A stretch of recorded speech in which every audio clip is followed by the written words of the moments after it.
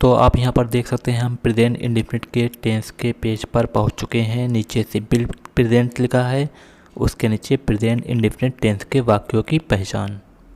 तो यहाँ पर जो इसका फर्स्ट रूल है वो हम आपको पढ़ के बताते हैं। जैसा कि यहाँ पर लिखा है, इस काल के वाक्य ता है, ती है, ते हैं, ताहू आदि में समाप्त होते हैं, किंतु ये नियम जोतना और पोतना में लागू नहीं होता है।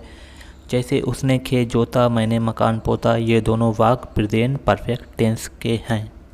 तो दोस्तों फर्स्ट रूल का मतलब ये है कि इस टेंस के वाक्य में हमें ता है, ती है, ते का यूज़ करना चाहिए, बाकी का यूज़ नहीं करना चाहिए। जैसे यहाँ पर लिखा हुआ है कि ये नियम पोतना और जोतना पर लागू नहीं होता, यानी कि इसके लास्ट में हमको ना नी नहीं निकालना है।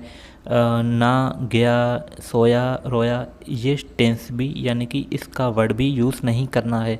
इसके लास्ट में बस हमें ता ती का यूज़ ही करना, जाता है, खोता है, सोता है, इस टाइप से।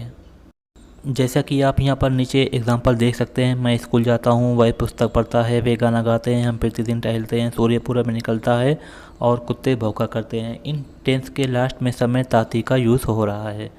आप चलिए नंबर 2 पे पढ़ते हैं। नंबर 2 का रूल्स क्या है? तो जो नंबर दूसरा रूल्स है वो हम आपको पढ़ के बताते हैं कि यहाँ पर लिखा है, इस काल के वाक्य द्वारा सामान्य सत्य और स्वभाव भी प्रकट किया जा सकता है। तो ये जो दूसरा रूल है वो हमको ये बताता है कि इस टेंस में हम जो सामान्य सच बात है उसको हम यहाँ पर लिख सकते हैं, यानी कि इस टेंस में प्रकट कर सकते हैं, और किसी का स्वभाव यानी कि हैबिट उसको हम प्रकट कर सकते हैं। जैसे कि आप यहाँ पर नीचे एग्जांपल देख सकते हैं, नंबर 5 वाला पढ़ के बताते हैं हम आपको। तो यहाँ पर आप जैसे देख सकते हैं, सूर्य पूरब में निकलता है, जो कि एक सच बात है, एक जनरल ट्रूथ है, the sun rises in the east.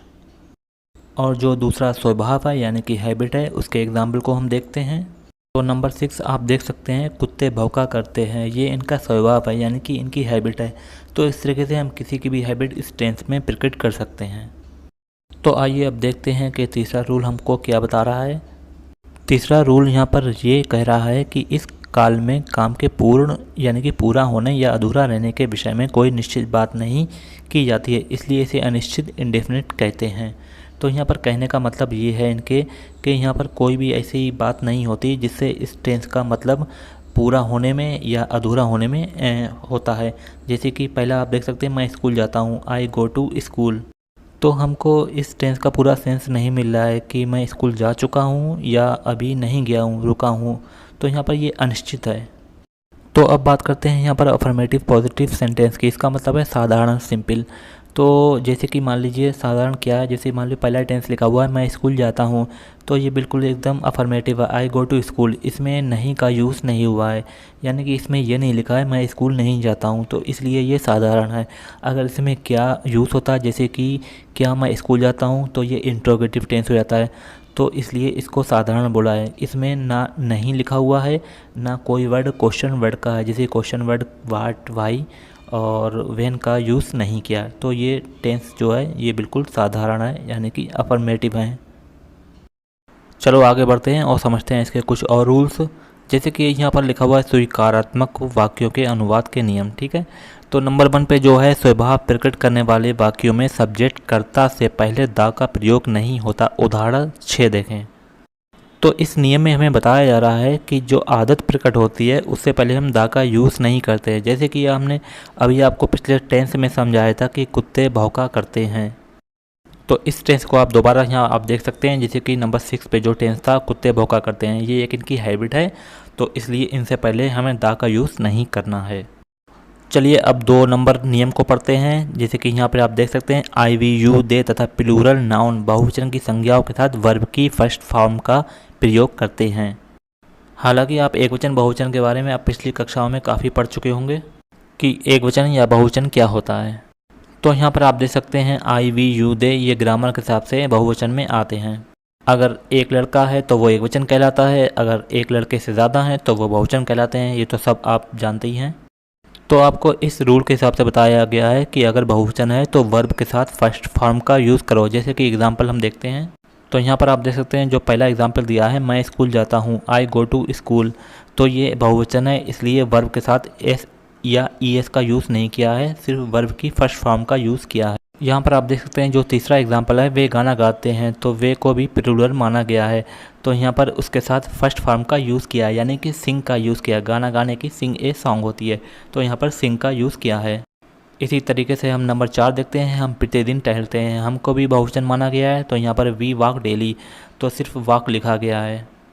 और जो नंबर 6 है, कुत्ते भौंका करते हैं, ये भी एक प्लूरल है क्योंकि कुत्ते ज़्यादा हैं, तो डॉग्स बार्क, यानी कि बार्क में एस या ई एस का यूज़ नहीं किया है, तो ये भी प्लूरल है।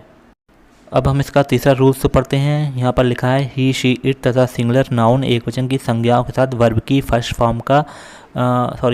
फॉर्म के अंत में एस या ई एस का यूज़ करते हैं।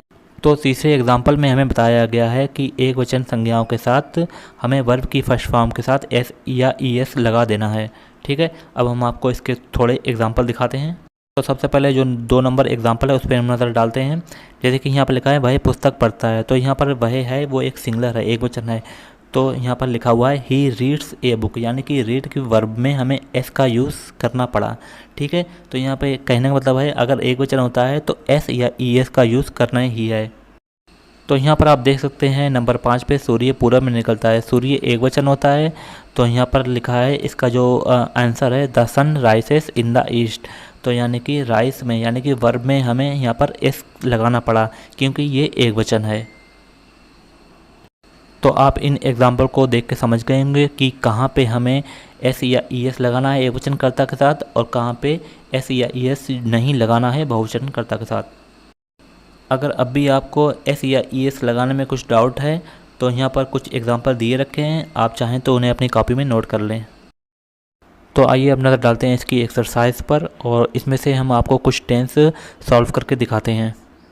तो जो 2 नंबर का टेंस है वो हम आपको बताते हैं कि कैसे बनेगा। तुम अपने अध्यापक की आज्ञा मानते हो, तो इसका आंसर होगा यू ओबे योर टीचर। अब नंबर 4 पे देखते हैं, अच्छे लड़के माता पिता का कहना मानते हैं, तो the good boys obey the parents. Number 5 देखते हैं, वह प्रतिदिन शाम को खाना पकाती है, तो she कुक्स the food in the evening daily.